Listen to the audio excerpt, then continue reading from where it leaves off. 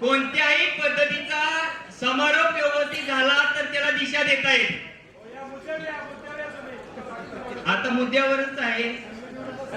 सर्वांना विनंती आहे आपण सर्वांनी शांतता राखा प्लीज, कारण की आपल्या वाजता आम्ही आलो. आम्ही तुमच्या सगळ्यांचं ऐकून घेतलं. आम्ही लांबून आलोय. सर्वांचं मतांतर गेलं पाहिजे. जे तरंगे साहेबांनी सांगितलं, जे मेरगळ साहेबांनी सांगितलं, जे गोपने साहेबांनी सांगितलं, त्याचा मतिदार्थ असा म्हणायला काही हरकत नाहीये. 288 मतदारसंघ आहेत. 100 पेक्षा जास्त मतदारसंघात 70,000 पेक्षा जास्त मतदान आहे. नेता तर येतच नाही आपल्या जवळ.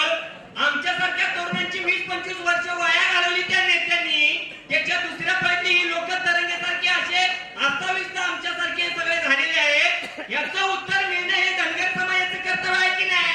मुद्द्यावरती या. मुद्दा हा आहे, या नेत्यांनी 100 जणांना तयार केलं का? दुसरी फळी कधी तयार केली का? आणि म्हणून विधान भवनामध्ये, विधानसभेमध्ये प्रतिनिधित्व करण्यासाठी चांगल्या पद्धतीचे नेते तयार करणं गरजेचं आहे.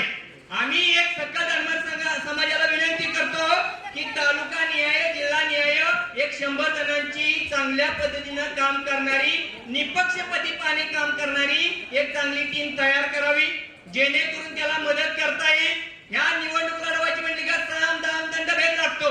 नेते उभा राहिले त्याला बूथ एजंटचे फॉर्म नाहीत, त्याच्याकडे एजंट नाही, त्याच्याकडे फोटो नाही, त्याच्याकडे मालमत्ता नाही, दुसरी लोक उचलून नेली तरी बघायला माणूस नाही. आणि ह्या सगळ्या गोष्टीचा विचार धनगर समाजाने केला पाहिजे. बऱ्याच गोष्टीच्या मध्यंतरीच्या गोष्टी महत्वाच्या आहेत. म्हणून वारंवार सांगितलं पाहिजे, एका जागेवर 2 तास बसता येणं धनगर समाजाला. सारखं बाहेर 25 जण आहेत, काय करते माहितच नाही. लातूरवरून आलं, दिल्लीवरून आलंय, गुजरातवरून आलंय, इथं बस ना. लग्नीला 5 मिनिटाची सुट्टी आहे, जेवायला सुट्टी आहे. आणि म्हणून आपण काही परिपक्वतापणे बघितलं पाहिजे. राजकारणामध्ये राजकारण कोण करणार, नेते कुणाला म्हणायचं एकदा ठरवूया. प्रामाणिकपणे काम कोणाच्या मागे जाऊन उभं राहून करायचं ते ठरवूया. आता मेरगळ साहेब असतील, तरगे साहेब तुम्ही 3 वेळा उभं राहायची इच्छा केली ना, इथल्या कुणालाच आमदारकीला उभं राहायचं नाही. पण ते बाहेर राहते मी आम्हाला सांगू तरी मला उभं राहायचंय. ती सांगायलाच तयार नाही, राहिलंय उभा एकटच. 15 पक्षाची ओबीसी पार्टी आणि त्याच्याकडे कार्यकर्ता नाहीये. आम्ही तेच सांगत होतो, तरुणांचे गुलाबी बनवा, महिलांचे गुलाबी बनवा, जिल्ह्यात 20-20 महिला युती बनवा, परत त्याच्यात ते सगळी प्रक्रिया बनवा आणि त्या प्रक्रियानुसार काम करायचं. आणि म्हणूनच राजकीय प्रतिनिधित्व सहजासहजी मिळणार नाहीये. प्रत्येकाच्या तुम्ही म्हणता राष्ट्रवादीचं काम करू नका, भाजपचं काम करू नका, शिवसेनेचं काम करू नका, आणि मग कुणाचं करायचं कुणाचं? ते काय उभं राहू देत नाहीत. जिल्हा परिषदेच्या आधी 5 जण येतात, 10 जण मतदान मागतात. आणि या सगळ्या गोष्टीचा विचारपूर्वक, जाणीवपूर्वक, आणि म्हणून समाजाची एक सकल सगळ्या संघटना ह्याच्यात एकदा विलीन करा. मेरगळ साहेब 250 का 300 संघटना आहेत त्या. ती 10 जणांपैकी 3 जण हजर असते. ती संघटनेचं बी मेनगडी नाही, इथे गेला आणि सारखाच अहवाल आणते प्रत्येक ठिकाणी. त्याचे तुम्ही आता ते म्हणला की वाघवर फिरतेत. त्या सगळ्या पद्धतीने जरा जोरदारपणे वेगळं प्लॅनिंग करायला पाहिजे. मंत्रालयामध्ये तिथं सह्याद्री गेस्ट हाऊसला काय हाऊस नाही कुणाला मोकळं जायची. आम्हाला तर कधी कुणी नेलंच नाही. आम्ही नुसतं टायपिंगचं बिल 18,000 उधारे अजून दिली नाही, बाहेरच आहे आम्ही. आणि आम्ही सुद्धा 40व्या वयापर्यंत पोहोचलेलो आहे. म्हणून जर राजकीय प्रतिनिधित्व मिळवायचं असेल तर मी तुम्हाला हक्काने राजरोजपणे सांगतो, आम्ही पण NT2 मधून, धनगर मधूनच इंजिनियर झालेला प्राध्यापक आहे. आज PhD आम्ही करतोय. आमचं कोण ऐकायला तयारच नाहीये. 8 नापासवाल्याला आमदार करायला होय तुम्ही तयार आहे, अंतरंगाला डॉक्टरला करायला तयार नाही, इंजिनियरला करायला तयार नाही, चांगल्या सुशिक्षित महिलांना करायला तयार नाही. एखाद्या नेत्यांचा आशीर्वाद आमच्या वासनामध्ये हे मराठा समाजाच्या हाताखाली काम करतो. आता तू जाऊन बरं कुठे ब्राह्मण समाजाच्या हाताखाली काम करतो.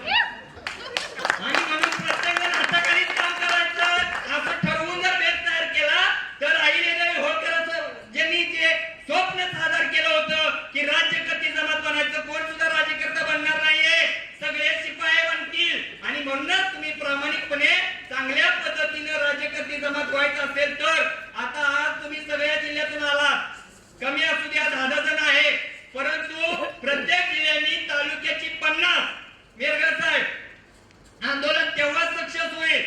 तालुक्याची 50 जणांची कमिटी, त्याच्यात महिला घ्या, युवक घ्या, पॅरेंट बॉडीची माणसं घ्या आणि जिल्ह्याची कमीत कमी 500 याची यादी तर घेऊन या ना इथं.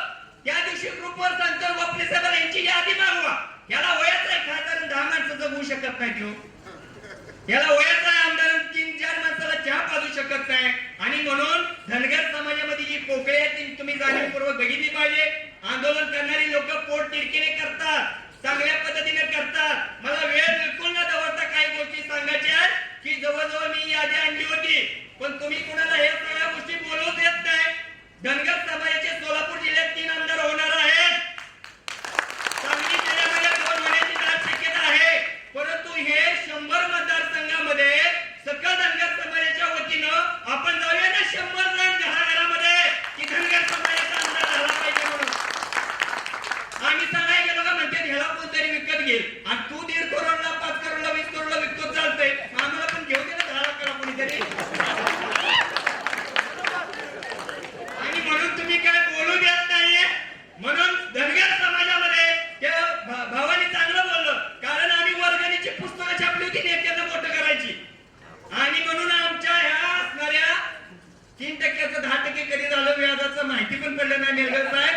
आम्ही अजून उभारी आलेलो नाही. धनगर समाजामध्ये ही पोकळी आहे ज्यांनी पण आमच्या धनगर समाजातला कोणताही नेता मुख्यमंत्री झाला तरी चालेल हे शपथ घेऊन सांगतो.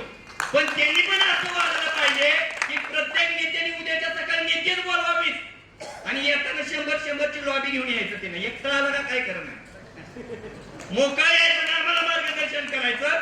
आम्ही खुर्च्या लावायच्या, आम्ही चटया टाकायच्या, तुम्ही आम्हाला शिक्ष मारून जाणार. 5-6 केसेस पडलेले आम्ही परत आयुष्यभर फेडत बसायच्या. आणि म्हणून सगळ्या नेत्यांना घ्या मेरगत साहेब, आजच्या मीटिंगचा मेन अजेंडा ठरवा, नेत्याची नावं काढा आणि त्या सगळ्यांना कमीत कमी ठराविक 100 अशा 20 नेते झाले तर 2000 झाले ना.